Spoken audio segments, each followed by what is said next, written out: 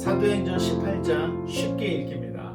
지도를 한번 보겠습니다. 지도를 보시면 이쪽이 유럽 마케도니아이고, 빌립보, 데살로니가, 베레아, 아테네, 고린도. 오늘은 이 지역들을 살펴보려고 합니다. 바울의 2차 전도 여행의 유럽 사역은 아까 보셨던 그림에서 빌립보에서 데살로니가로, 또 데살로니가에서 베레아로 진행이 되었습니다. 그러나 급습한 유대인과 불량배들 때문에 바울만 겨우 아테네로 피하였고, 실라와 디모데는 베레아에 남겨졌습니다. 아테네에 도착한 바울은 자신을 인도해준 베레아 형제들에게 실라와 디모데를 속히 보내달라는 부탁을 하고 돌려보냅니다. 그리고 아테네를 바울이 한번 돌아봅니다. 이제 본문 17장 16절 17절을 읽어주시기 바랍니다. 바울이 아덴에서 그들을 기다리다가 그 성에 우상이 가득한 것을 보고 마음이 격분하여 회당에서는 유대인과 경건한 사람들과 또 장터에서는 날마다 만나는 사람들과 변론하니. 아멘. 감사합니다. 아테네는 그리스의 수도였으며 또 로마 시대에는 꽤 유명한 철학의 도시였습니다. 지금도 아테네는 유명한 도시 중에 하나입니다. 그러나 바울이 아테네를 돌아보니 도시 전체에 우상이 가득한 것을 보고 마음에 의분이 일어났습니다. 그러니 회당에서 장터에서 만나는 사람들과 변론을 했습니다. 사실 기독교만큼 깨끗한 신앙은 없습니다. 인도 선교사님들의 이야기를 들어보니 한여름에도 인도인들은 신에게 바치는 푸자라는 그 음식을 하루에 한 번 이상은 꼭 드린다고 합니다.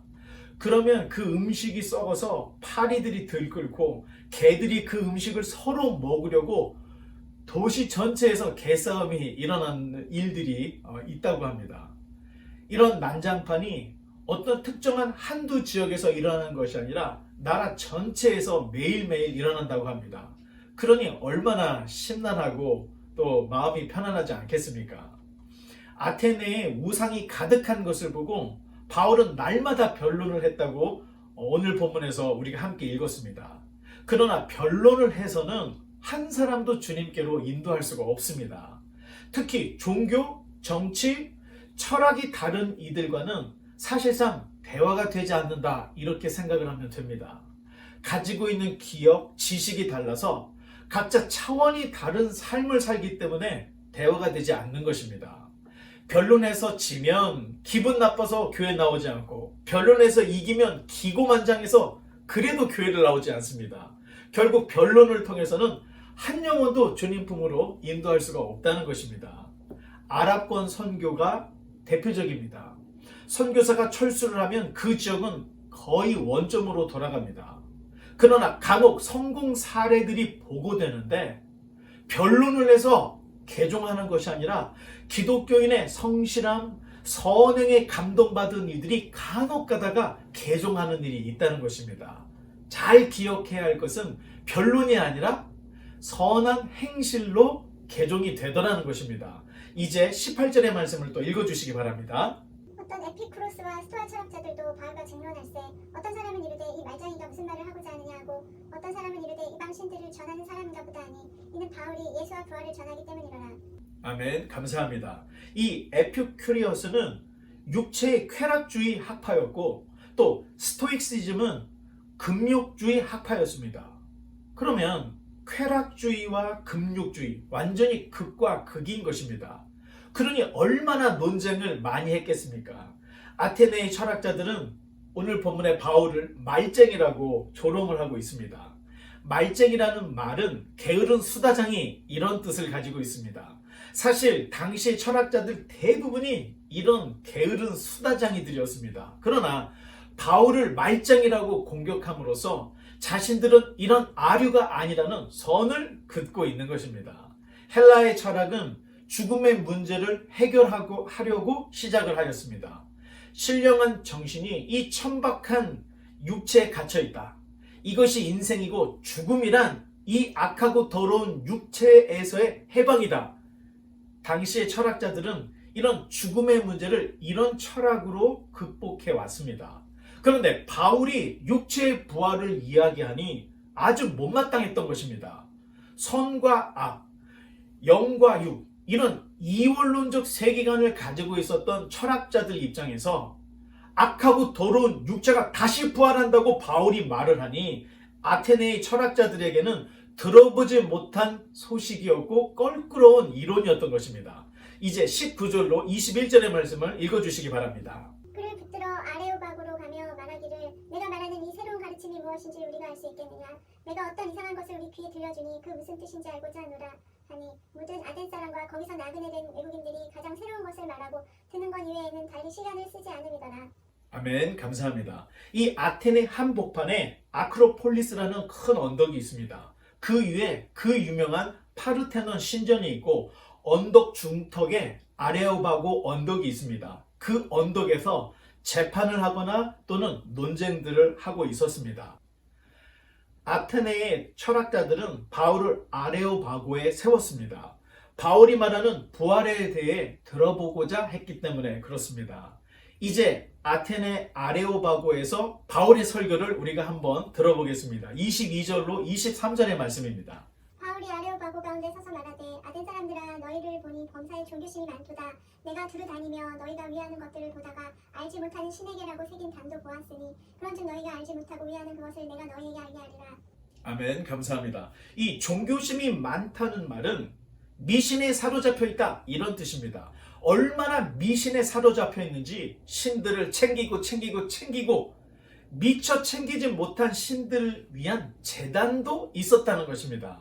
바울이 말하기를 이제 내가 한 신을 너희에게 소개할 것인데 지금 너희가 섬기는 신들은 다 가짜고 너희가 알지 못하는 그 위대한 진짜 신을 내가 너희에게 소개하겠다. 바울의 설교는 첫 시작이 아주 재치 있게 시작을 하고 있는 것입니다. 이제 24절로 27절의 말씀을 읽어주시기 바랍니다. 우주와 그 가운데 있는 만물을 지으신 하나님께서는 천지의 주제시니 손으로 지은 전에 계시지 아니하시고 또 무엇이 부족한 것처럼 사람의 손으로 섬김을 받으시는 것이 아니니 이는 만민에게 생명과 호흡과 만물을 친히 주시는 이심이라. 인류의 모든 족속을 한 혈통으로 만드사 온 땅에 살게 하시고 그들의 연대를 정하시며 거주의 경계를 한정하셨으니 이는 사람으로 혹 하나님을 더듬어 찾아 발견하게 하려 하심이로되 그는 우리 각 사람에게서 멀리 계시지 아니하도다. 아멘. 감사합니다. 좀 쉽게 의역을 해보면 우주 만물과 만유를 지으신 분은 겨우 사람의 손으로 만들어진 신전에 갇혀 있을 수 없다. 그분은 너희가 섬기는 우상처럼 손 하나 까딱하지 못해 사람들이 도와줘야 할 그런 신이 아니다. 창조주께서 인류에게 생명과 호흡, 시간과 경계를 주셨으니 그리고 그분은 우리 가까이 계시다. 이런 설교를 하고 있는 것입니다. 이제 28절로 29절입니다. 우리가 그를 힘입어 살며 기동하며 존재하느니라. 너희 시인 중 어떤 사람들의 말과 같이 우리가 그의 소생이라 하니 이와 같이 하나님의 소생이 되었은즉 하나님을 금이나 은이나 돌에다 사람의 기술과 고안으로 새긴 것들과 같이 여길 것이 아니니라. 아멘. 감사합니다. 우리가 존재하고 사는 것은 그분의 섭리 때문이다. 창조주 하나님으로 인해 우리는 존재를 할 수 있는 것이다. 그분은 금이나 은이나 돌에다 사람이 새긴 우상 정도가 아니야. 이런 설교를 하고 있는 것입니다. 30절로 31절의 말씀입니다. 알지 못하던 시대에는 하나님이 간과하셨거니와 이제는 어디든지 사람에게 다 명하사 회개하라 하셨으니 이는 정하신 사람으로 하여금 천하를 공의로 심판할 날을 작정하시고 이에 그를 죽은 자 가운데서 다시 살리신 것으로 모든 사람에게 믿을 만한 증거를 주셨음이라 하니라. 아멘. 감사합니다. 이 지나간 세대에는 어쩔 수 없었지만 이제 하나님의 율법이 헬라어로 번역이 되어 로마 시대 곳곳에 비치가 되어 있으니 누구도 몰랐다고 핑계할 수 없다. 하나님은 이미 천하를 공의로 심판할 날을 작정하셨어. 그 증거가 바로 죽은 자 가운데서 다시 살아나신 예수의 부활이다. 이것이 바로 모든 사람이 믿을 만한 증거다. 며칠 되지 않지만 이방인들에게 전하는 바울의 강력한 메시지를 우리는 볼 수가 있습니다. 32절로 34절의 말씀입니다. 그들이 죽은 자의 부활을 듣고 어떤 사람은 조롱도 하고 어떤 사람은 이 일에 대하여 내 말을 다시 듣겠다 하니 이에 바울이 그들 가운데서 떠나매 몇 사람이 그를 가까이하여 믿으니 그 중에는 아레오바고 관리 디오누시오와 다말이라 하는 여자와 또 다른 사람들도 있었더라. 아멘. 감사합니다. 이 바울의 설교가 성공적이었을까요? 아니었을까요? 어떤 분들은 바울이 십자가를 말하지 않아서 망쳤다 이렇게 말씀하시는 분들도 있습니다. 그러나 제 생각에는 바울이니까 이렇게 강력한 설교를 헬라의 철학자들 앞에서 할 수 있었다. 저는 그렇게 생각을 합니다.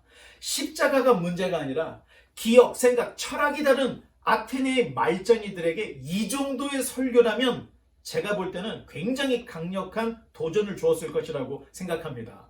그러니 어떤 아테네 사람들은 바울에게 다시 듣겠다 이렇게 말을 하는 사람도 있었고, 아레오바고의 관리 디오누시오 그리고 다말이라 하는 여자와 몇몇 사람들이 이 바울의 말을 믿고 따랐다 이렇게 전해지고 있는 것입니다.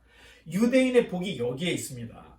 유대인들은 어려서부터 구약 성경을 기본적으로 배워왔기 때문에 바울이 전하는 거의 복음의 80% 이상을 다 알아들을 수가 있었습니다. 단 믿느냐 믿지 않느냐, 따르냐 따르지 않느냐 이 문제밖에 없었습니다. 하지만 성경의 기본이 전혀 없는 이방인들에게 복음을 전하는 데에는 분명히 한계가 있습니다.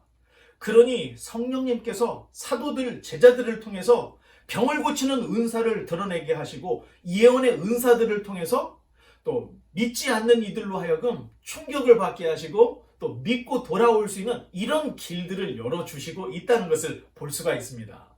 이와 관련해서 요즘은 신천지, 구원파를 비롯한 사이비 이단들이 어설픈 크리스천들을 목표로 역전도를 해오는 것을 볼 수가 있습니다.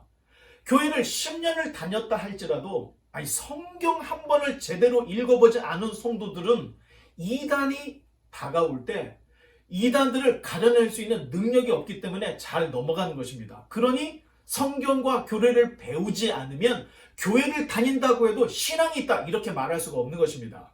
아쉬운 것은 아테네에서도 그리고 그 이전에 사역했던 베레아에서도 교회가 세워졌다는 이야기가, 또 성도들이 모여서 교회가 되었다 이런 내용들이 별로 없습니다.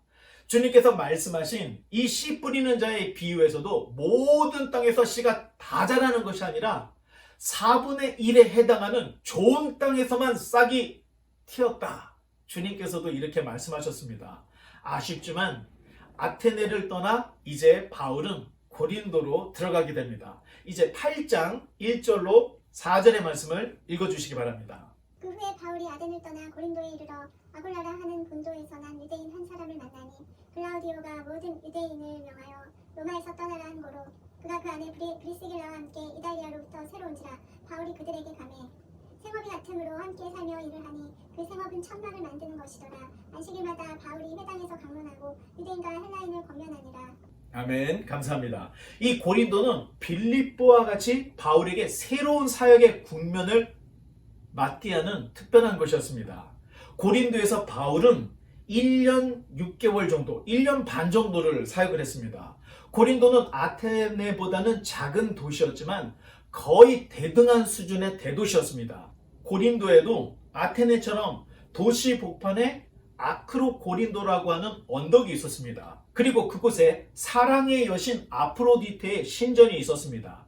이 신전에서 사역하는 여성 사제들이 약 1,000여 명이 있었는데 여신을 섬기는 여성 사제들을 고대 시대에는 거룩한 창녀로 불렀습니다. 이 제사 자체, 이 의식 자체가 아주 난잡한 성행위였기 때문에 이렇게 불렀던 것입니다. 그래서 그런지 고린도는 다른 어떤 도시들보다도 음란하고 향락에 빠져있는 도시였습니다. 더욱이 이 고린도는 교통의 요충지였습니다. 오늘날에는 이곳에 운하가 있지만 당시에는 운하 대신에 고린도만에 있는 배들을 끌어올려서 이 굴림목을 이용해서 약 8km를 이동을 시켰습니다. 역사적으로 고린도는 주전 2세기경에 로마의 장군 루키우스 문미우스가 완전히 초토화를 시켜버렸습니다. 그런데 주전 46년 줄리어스 시저가 다시 도시를 세워서 이곳에 퇴역한 군인들을 정착을 시켰습니다. 그러자 이 도시가 갑자기 일어나 약 60만 정도가 되는 인구수를 가진 거대 도시로 발전을 했던 것입니다. 이곳에서 바울은 본도 출신 아굴라라는 한 분을 만나게 됩니다. 이 또한 이 중요하고 역사적인 만남입니다. 본도는 폰투스라고 하는 오늘날의 터키 중북부 또 흑해 남단에 위치해 있던 곳이었습니다. 그렇다면 아굴라는 폰투스에서 태어난 이민 2세대 유대인이었을 것이고 그에게는 브리스길라라는 아내가 있었습니다. 이들은 로마에서 살다가 클라우디오 황제의 칙령으로 인해 로마를 떠나 이제 고린도로 이주를 하게 되었는데 거기에서 바울을 만나게 되었던 것입니다. 이런 것을 보면 성경은 그저 글자, 문자로만 읽어서 될 것이 아니라 당시의 사회적인 동향까지도 살펴야 정황을 정확하게 이해할 수 있고 성경의 지평을 넓혀 나갈 수가 있는 것입니다. 클라우디 황제의 칙령이 바울의 사역에 꽤 많은 영향을 주고 있다 하는 것을 우리는 발견할 수가 있습니다. 아굴라 부부의 직업은 천막을 만드는 천막업이었는데 그들이 만드는 천막은 천한 아주 싸구려 천막이 아니었습니다.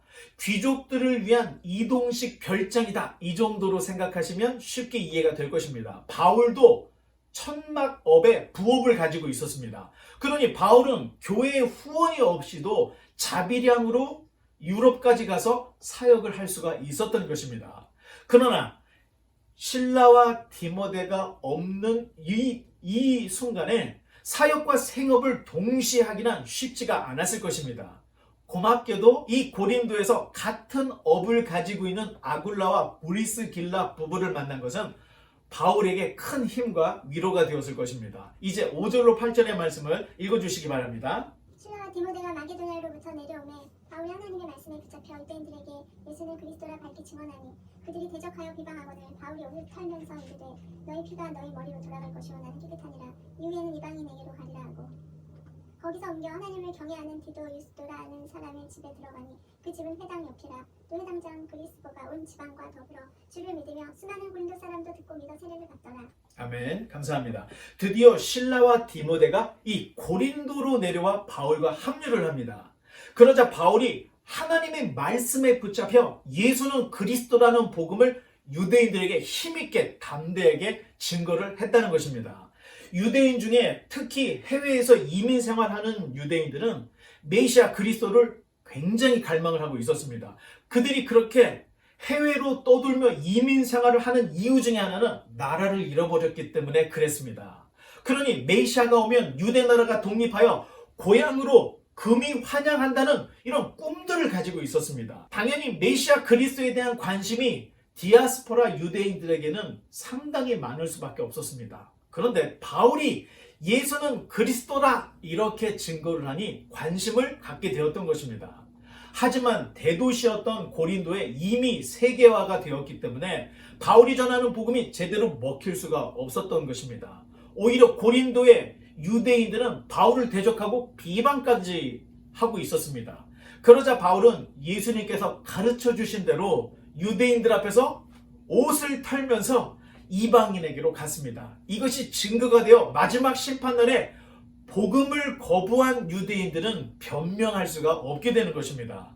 감사하게도 회당 옆에 사는 디도 유스도, 회당장 그리스보와 그의 온 가족이 복음을 받아들였고 수많은 고린도 이방인들이 듣고 믿어 세례를 받는 놀라운 일들이 일어나고 있었던 것을 볼 수가 있습니다. 감동적인 것은 수많은 고린도 사람들이 듣고 믿었다는 것입니다. 예수님을 보고 믿은 사람이 많을까요? 아니면 사도, 제자, 교회가 전한 복음을 듣고 믿은 사람이 많았을까요? 복음서를 보면 예수님을 보고 따랐던 유대인들은 결국 예수님을 십자가에 못 박으라고 외쳤습니다.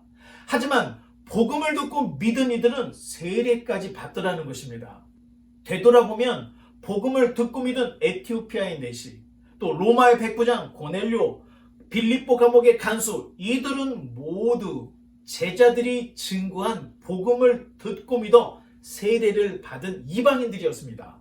그러니 예수님께서 보지 않고 믿는 자가 더 복되다 이런 말씀을 하셨던 것입니다. 마지막 9절로 11절의 말씀을 읽어주시기 바랍니다. 밤에 주께서 환상 가운데 바울에게 말씀하시되 두려워하지 말며 침묵하지 말고 말하라. 내가 너와 함께 있음에 어떤 사람도 너를 대적하여 해롭게 할 자가 없을 것이니 이는 이 성중에 내 백성이 많음이라 하시더라. 1년 6개월을 머물며 그들 가운데서 하나님의 말씀을 가르치니라. 아멘. 감사합니다. 주님께서 환상 가운데 바울에게 세 가지 말씀을 하셨습니다. 첫째, 두려워하지 말라. 둘째, 침묵하지 말라. 셋째, 말하라. 그렇다면 바울이 두려워하고 침묵하고 말하지 않았다는 것입니다. 아마 고린도와 같은 세계적인 대도시에서 바울의 존재감은 1도 없었을 것입니다.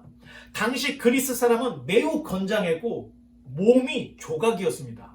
한마디로 사람을 외모로 판단하는 도시였다는 것입니다. 그러니 바울이 위축될 수밖에 없습니다. 많은 학자들이 이야기하기를 바울은 꾸부정하고 대머리에 눈에 안질이 있고 이렇게 이야기를 하는 것을 토대로 생각을 해볼 때 아마 바울은 이 고린도에서 존재감이 1도 없었을 것이고 굉장히 위축을 당했을 것입니다. 그래서 그런지 고린도전서 2장 3절에 내가 너희 가운데 거할 때 약하고 두려워하고 쉼이 떨어노라 이런 표현을 하고 있습니다.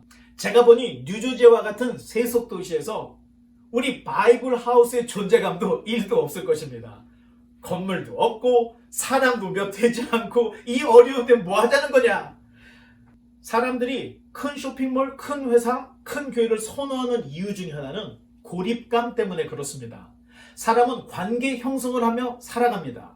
그러니 대다수의 사람들은 많은 사람과 관계를 맺고 싶어 합니다. 여기서 떨어지면 고립감을 느끼기 때문에 그렇습니다. 어쩌면 바울도 이 고린도에서 고립감을 느꼈을 것으로 생각합니다. 그러자 주님께서 계속해서 처지고 있는 바울에게 환상 가운데 말씀하시기를 두려워하지 말며 침묵하지 말고 말하라. 바이블 하우스도 두려워하지 말고 침묵하지 말고 말을 해야 합니다. 오늘 카톡 시간에 고립감에 대하여서 이야기를 나누기를 원합니다. 나는 고립감을 느끼고 있는가? 느낀다면 언제 느껴지는가? 이러한 고립감에서 벗어날 수 있는 방법이 있다면 무엇인가? 자, 이런 주제로 여러분 카톡 시간 한번 이야기를 나눠주시기 바랍니다. 끝으로 오늘 본문 11절에 1년 6개월에 표시해 두시기 바랍니다. 바로 이 1년 6개월간의 고린도 사역 중에 새 안식일밖에 사역하지 못했던 데살로니가 교회에 편지를 써서 보냅니다. 다음 시간에 데살로니가 전서 후서 조금 길겠지만 우리가 한번 다 전문을 또 한번 읽어보도록 하겠습니다. 이제 말씀의 결론을 맺겠습니다. 주님께서는 바울에게 말씀하시기를 이 성 중에 내 백성이 많다고 말씀하셨습니다. 도시가 커서 비율적으로 내 백성이 많다고 말씀하셨을 수도 있지만 정말로 주님의 백성들이 많을 수도 있습니다. 그런데 문제는 바울에게는 주님께서 말씀하신 내 백성이 하나도 보여지지 않았다는 것입니다. 오히려 바울은 이 고린도에서 심한 고립감을 느끼며 두려워했고 또 침묵하고 말하지 않았습니다. 뉴저지도 마찬가지입니다. 사실 미국이란 나라가 경건하게 살려면 한없이 경건하게 살 수 있고 세속적으로 살려면 끝까지 갈 때까지 갈 수 있는 곳이 바로 미국입니다. 어찌 생각하면 바울이 경험한 이 고린도 그리고 우리가 살고 있는 뉴저지가 비슷할 수 있습니다. 까딱 잘못하면 우리도 바울처럼 고립감에 빠질 수 있습니다. 그러니 우리도 주님께서 바울에게 환상 가운데 말씀하셨던 이 용기의 말씀을 붙들어야 하는 것입니다. 교회 이름을 바이블 하우스라고 지은 이유는 성경에 관심을 갖고 제발 성경 안으로 들어가자 이런 의미에서 바이블 하우스라고 이름을 지었습니다. 기도, 찬양, 약한 교회가 없습니다. 하지만 성경 속으로 들어가는 교회가 그렇게 많지 않기에 그러한 의미에서 바이블 하우스라고 교회 이름을 지었습니다. 성경 속으로 들어가야만 변화가 일어납니다. 우리가 가지고 있는 기억, 지식, 하나님의 말씀이 있어야 하나님의 백성으로서 살아갈 수 있는 원동력이 되기 때문에 성경으로 들어가지 않고 교회 문화에만 걸쳐 있다면 우리는 조금도 변할 수가 없습니다. 비록 우리가 주중 예배는 없지만 유튜브에서 선포되는 말씀, 교리, 그리고 또 바이블 위드미 이런 것들에 같이 참여해서 이러한 성경 읽고 성경을 가까이 하는 이런 운동이 일어나야 한다는 것입니다. 그렇다면 어느 정도나 성경 속으로 들어가야 하는가? 제가 다이어트를 하려고 열심히 걸었던 적이 있습니다. 그런데 적당히 운동을 하니 밥맛이 돌아서 더 살이 찌고 말았습니다. 그래서 다음에는 미친 듯이 걸었습니다. 얼마나 열심히 걸었는지 발톱 하나가 새까맣게 죽어버렸습니다. 그 정도로 걸었더니 살이 그때부터 조금씩 빠지기 시작했습니다. 변화라는 것은 적당하게 해서는 절대 일어나지 않는다는 것입니다. 이와 마찬가지로 적당한 신앙생활은 안도감을 줄 수 있지만 형식적인 그리스도인을 양상하게 된다는 것을 우리는 잊지 말아야 합니다. 바이블 하우스의 모든 지체들은 성경 속으로 들어가서 신앙이라는 훈련을 통해서 경건의 능력, 경건의 모습으로 변화되어야 합니다. 이 사역은 한두 사람의 노력으로 되지 않고 또 모두가 동일한 마음, 동일한 생각으로 크고 작고 이러한 힘들이 모아져야 합력할 때 선한 일이 일어나는 것입니다. 성경이 중요하다는 것을 알면서도 가까이 하지 못하는 이 시대에 우리의 사명이 막중하다는 것을 깨닫기 바랍니다. 바라기는 우리 모두가 그리스도의 제자로서 두려워하지 말고 침묵하지 말고 그리스도의 복음을 말로써 증거하는 저와 여러분 되시기를 주님의 이름으로 간절히 축원합니다.